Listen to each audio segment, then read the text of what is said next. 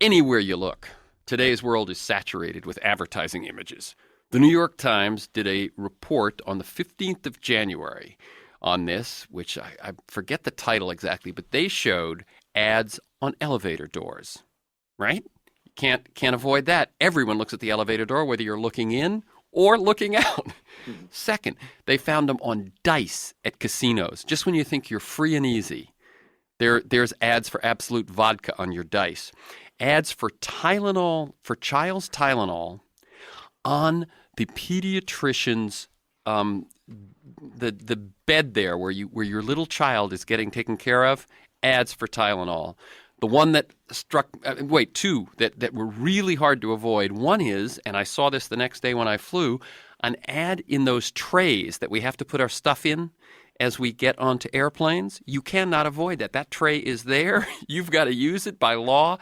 And there was an ad in the inside of that tray. And the final one that I've always thought they would do, Captain Morgan's rum has ads on the urinal doors. John's doors in the men's room where they know you are a captive audience. Political policies are packaged by public relations experts. Remember the Bush administration saying that we trotted out the idea to go into Iraq in the fall because August was a bad time to try to promote a new product. Celebrity gossip is considered breaking news. I mean, you are as likely to see Paris or Lindsay Lohan or Britney, all of which probably, well, no, Lohan does have some talent, but I was going to say their talent is nowhere near the size of their coverage, as much as you are to see Iraq, Darfur, the health crisis, etc. Spectacle has become the lingua franca of our society. Yet in the face of all this, liberals and progressive seem to insist on sober appeals to reason. And they hold to the faith, ever longing that truth will win out, that the facts, someone tells a false story that you can counter it with the facts, forget that. Not surprising, liberal politics are increasingly irrelevant. The progressive movement is at its lowest ebb in nearly a century. The Democratic Party staged an impressive victory in the recent elections, but their victory may have hinged on anything but Bush and being anti-Republicans. If they're to hold and gain power, today's guest believes they need fresh ways of thinking and doing politics. And he's written a book called Dream, Reimagining Progressive Politics in an Age of Fantasy. And the cover has what looks like a big sign in front of a Las Vegas casino promising an age of new politics. Stephen Duncombe teaches the history and politics of media and culture at the Gallatin School of NYU. A longtime activist, he co-founded the Lower East Side Collective in the 1990s, a community activist organization that waged many and even won a few campaigns and was honored by the Abbie Hoffman Foundation for its creative organizing style. He's the editor of the Cultural Resistance Reader, author of Notes from Underground, Zines, and the Politics of Alternative Culture, co-author of The Bobbed Hair Bandit, and author most recently of Dream, Reimagining Progressive Politics in an Age of Fantasy. Welcome, Stephen Duncombe. Well, thank you for having me, Terry. And, you said something in your intro, which I just want to pick up on. You can't avoid it. And I think really that's my point, is that we live in a world completely saturated by advertising, by celebrity, and so on. And so the question for progressives is, well, what do we do about it? Do we close our eyes and hope it goes away? Or do we figure out, how to speak to some of those desires and do it ethically? It's interesting as you say that. I think a progressive would say you can't ignore reality. You can't ignore global warming just because you'd like to. Or you can't ignore, the possibilities of stem cell research because you don't like the idea. Or you can't ignore that people may die if you don't distribute condoms in Africa. And yet what you're pointing out is on the other side, they may try to ignore the reality of the world in which they're running and trying to get elected. Exactly, and you really, from a political standpoint, we can't ignore this reality. And what I'm really trying to make an argument for in this book is that there's a way that you can actually mobilize some of the tools of advertising, the tools of public relation, of celebrity, in such a way as that instead of cloaking reality or covering over reality, we can actually use it to perform reality, to make reality something that is unavoidable, make reality a story that people actually want to hear. Okay, so make it attractive, compelling, or even horrifying. or even horrifying is often compelling. Yes, exactly. Yeah. Either side, right? Exactly. And progressives have done this in the past. I mean, if you look at, say, Martin Luther King and the Southern Christian Leadership Conference and their campaign to desegregate Birmingham, Alabama in 1963, I mean, they knew exactly what they were walking into. And in fact, they had staged a similar campaign a year and a half before, and it had failed because the police chief there did a whole bunch of, very civilized arrests and so on and so forth. And so what they did is that they actually picked Birmingham, Alabama, because they knew Bull Connor was the police chief, and they knew he was a racist bigot, and they knew he would overreact. And what they wanted to do was to perform the reality of the virulent racism that was happening in the Deep South in front of the public eye, and to get it out of the shadows and put it out there in the light. But it very much was a performance. Now, you've said that term twice, which is one I hadn't heard before, called, you've said performing reality. Mm-hmm. Tell me what you mean by that. What I mean is that reality, in my opinion, is not self-evident. I think liberals and the left, we tend to sort of buy into that old Enlightenment idea that the truth will will out and the truth will set you free and the truth is self-evident.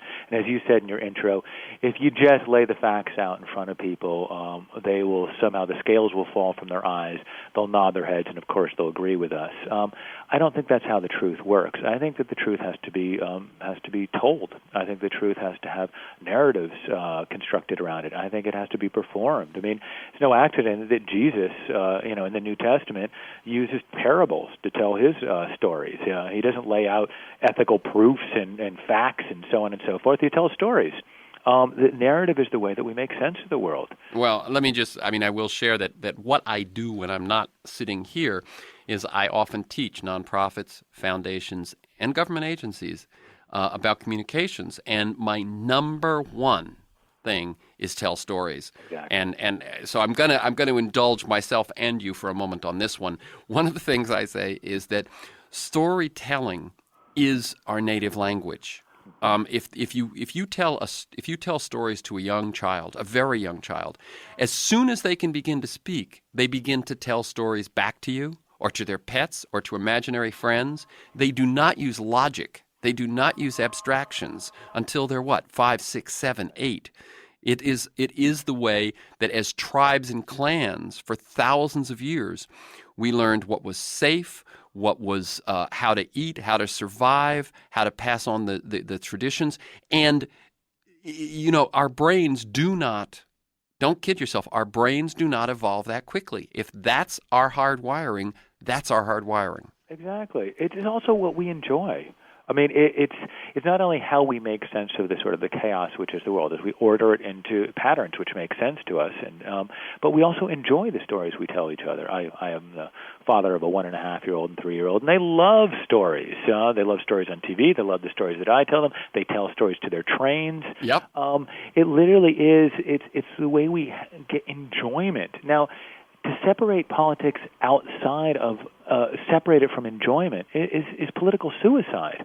And so here's something that we do every single day of our lives. We tell each other stories, we read books, we watch television, we go see movies. But then when it comes to politics, we're supposed to trot out facts and figures and expect people to come over to our side. This is sheer insanity. Yes, one thing I say is jargon jars, numbers numb, and no one ever marched on Washington because of a pie chart.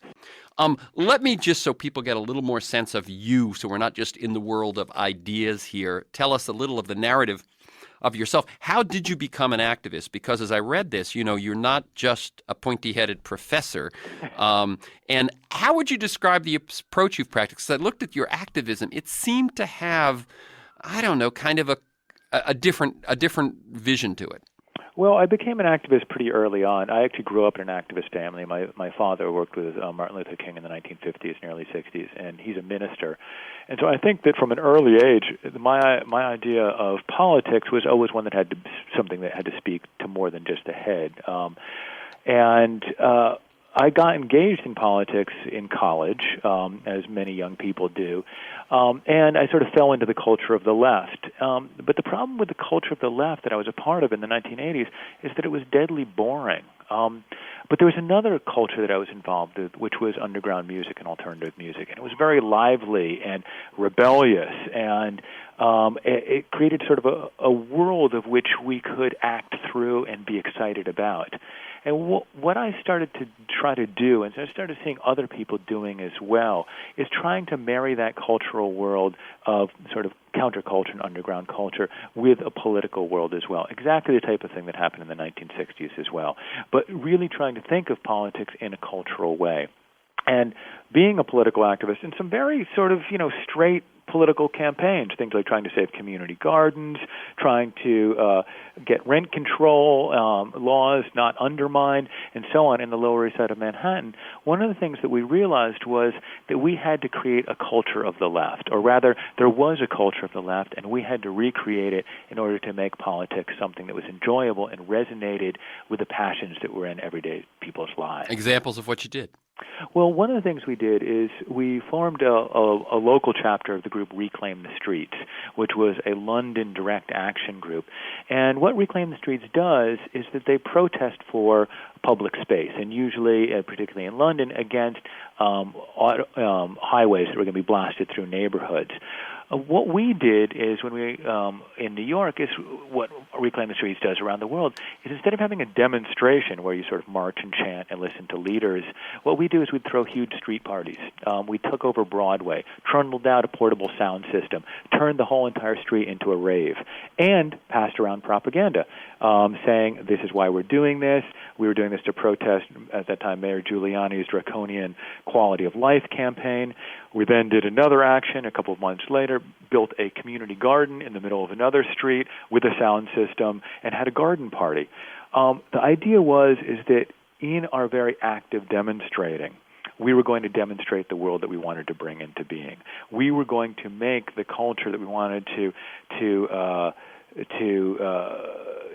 have happen in the future. We were going to act and do it now, instead of something which is actually, we're going to postpone pleasure for the future, we're going to postpone the future for the future, we're going to live it now. And I think that was actually very effective in getting people that weren't necessarily political into our politics, and really trying to change the associations that people had with politics, not about guilt, not about sacrifice, but about actually pleasure and having fun, and actually being quite effective, because we would get in the news, we would actually get more people coming to our demonstrations doing this sort of politics than we did with our usual sort of march chant. As we know, narratives and pictures are what move the media. And it's funny, you turn to that crazy party guy, Mahatma Gandhi. Yes. For inspiration, right? Be the change you want to see. Exactly. Gandhi was not having raves in the street, but he very much believed exactly is that what you had to do is you had to live your politics and not divorce it from the rest of your life. We're in 21st century America. We live in a hyper-capitalist, consumerist society. This is, whether we like it or not, the type of world most of us experience every single day, all day. And the question is are we going to just bury our heads in the sand, or are we going to say, well, how can we use some of these things, some of these tools, some of these insights to actually reinvigorate the left? Because we have to. Let me mention a couple of books here, and tell me if you're familiar with them, but I also want to just alert my listeners to them. One is a book called A Force More Powerful. Mm-hmm. A Force More Powerful was a brief series of documentaries on PBS, but it also is a book which shows how the 20th century, which we think of, World War I, World War II, the atomic bomb, Hitler's Holocaust, etc., but in fact they point out because of the emergence of so much media and so much exposure, civil disobedience became a force to be reckoned with, and they cite over 30 examples of successful civil disobedience. Of course, Martin Luther King and Mohandas Gandhi being the most famous. Mm-hmm. And I think that absolutely the civil disobedience is incredibly effective. My question would be, is what sort of civil disobedience is effective at this moment? Mm-hmm. And I think, we just had the large march in Washington the day before yesterday. And to me, while it's absolutely useful, and I have the utmost respect for the people that organized that, is that a model which inspires people at this point? And what do you think? Because I know that you have an opinion about that society, that if individuals don't tend to gather as much in large groups as they used to. Now, they still certainly do for sporting events. Yes. There's no question there. That still reigns. But if they are more likely to gather in social networks on the web, for instance, how do you translate what worked so well in the 60s to the present? And let me just throw in there as a curve, yet we have something like Burning Man, which the 60s, I think, would have adopted in a moment. Yeah. And something which brings this year over 30,000 people for a week to Black Rock Playa in Nevada, and they come in where there is nothing. They construct a city of art and pleasure and dance and life and so on, and then a week later they leave without a trace. Right. Well, I think that you've given the answer to answer the second part first about Burning Man. They construct it. And it's a temple to art and pleasure. The difference between the sort of standard protest march and what happens at Burning Man, the standard protest march, you get on a bus, you get dropped off in a city, there's a preordained route where you have to march. The police make sure you march in that specific area, and if the police don't do, then there's sort of the march marshals, of which I've been one many a time, that make sure you actually do march in that place. Then at a set time, you stop and you listen to other people, more important people than you, obviously, up on a dais telling you things you already know, and then you get back on your bus and you go home. Okay, that's not fun. It may, show the depth of your sacrifice, but it's not much fun. Juxtapose that with what happens at Burning Man, where people actually go and build something themselves. They create it. They own it. And it's fun. It's about pleasure. It's about spectacle. Now, the problem I have with Burning Man is, at the end, as you said, in a week, it's over.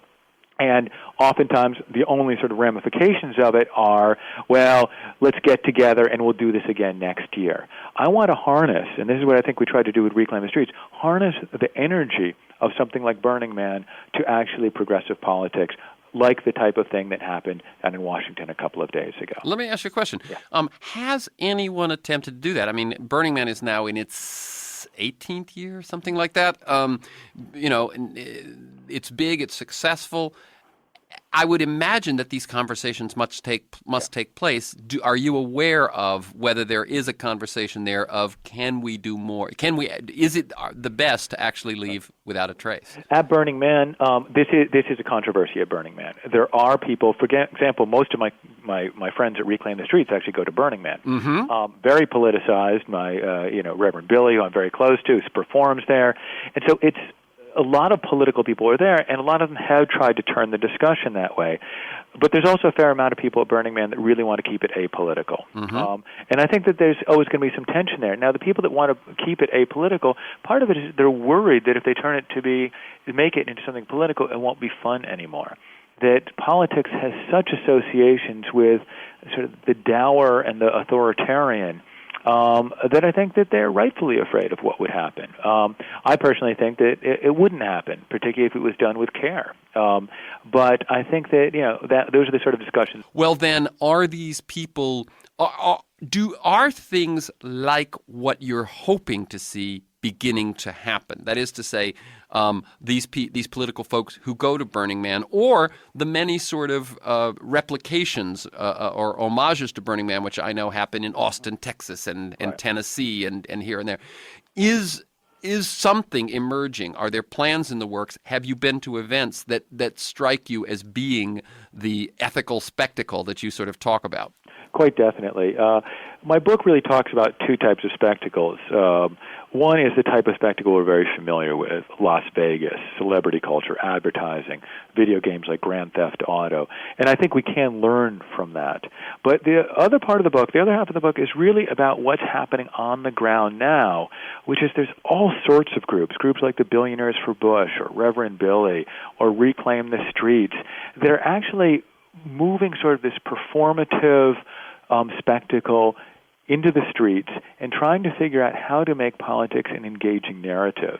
So it's definitely happening on the ground right now. The problem is it's happening in relatively small, marginal ways. And one of the reasons I wrote the book is to try to get some of the more, centrist progressives, people that have alliances with the Democratic Party and so forth, to actually look to their margins, like the conservatives have done in the past, and understand that there's a model of doing politics out there which, ironically, is much more in touch with the center of sort of the cultural currents of America than the Democratic centrists. Let me ask you this then. For years, progressives have had the cooler celebrities, yes. right? I mean, you take George Clooney over Chuck Norris any day, right?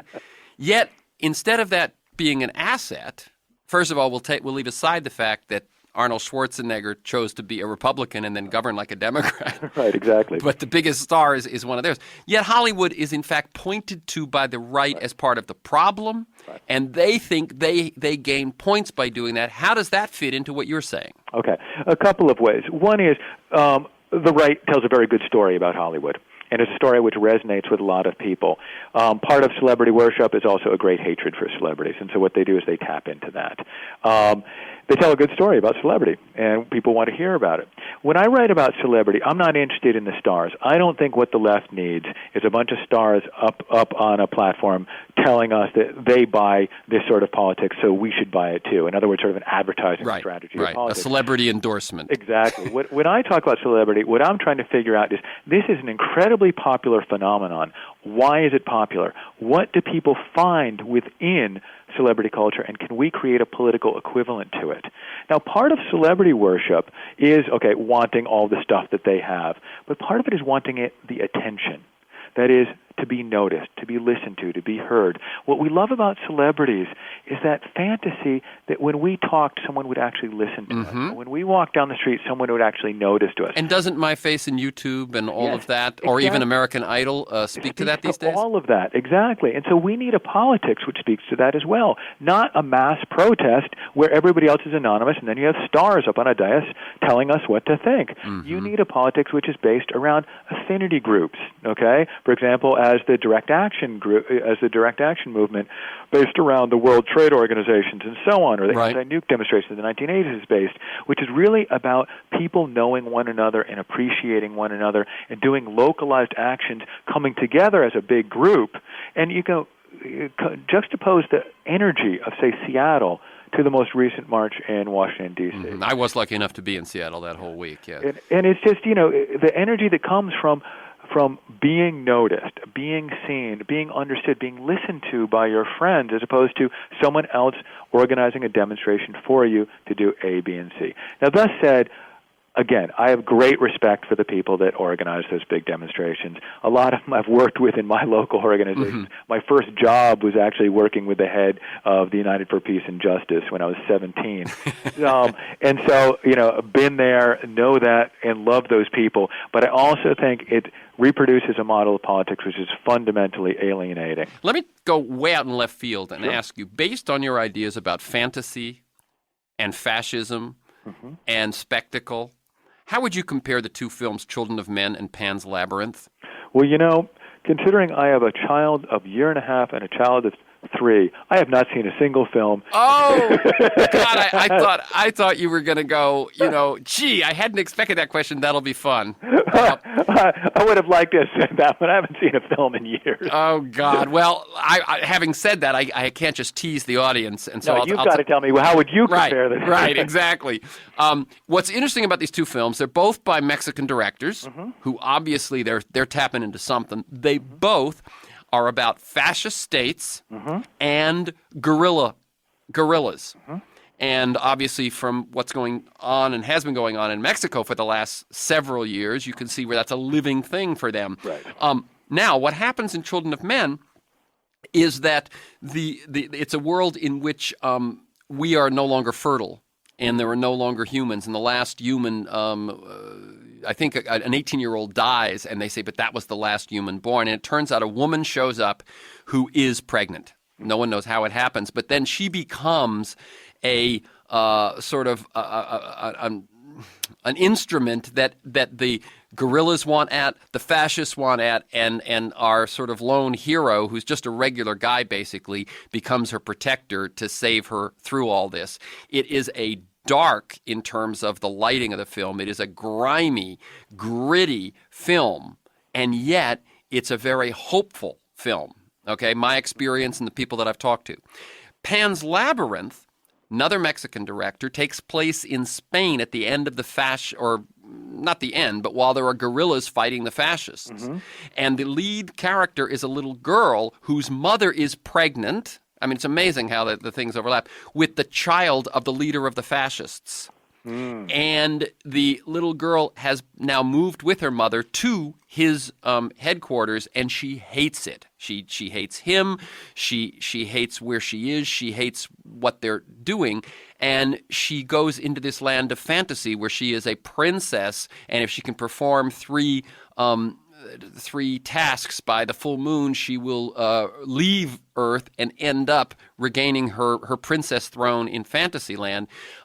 It is the most brutal. I actually had to cover my eyes 3 or 4 times, which I admit, and I was left not with hope, even though the filmmaking is spectacular. Mm-hmm. At the end, you are left, she gets shot by the lead fascist, the little girl does, and you wonder, and she does go and reclaim her throne in the underworld. Right. The question you're left with, was that just the imagination of a traumatized little girl, or was that actually a parallel world? I got to tell people, we're at the end of the show, even though we ended up with me doing film criticism. So both of them amazing works, and one will give you more hope. The book is Dream, Reimagining Progressive Politics in an Age of Fantasy. The website is dreampolitik, POLITIK.com. Thank you, Stephen Duncombe. Keep dreaming and keep up the good work. And thanks for having me on. You're welcome. Bye-bye.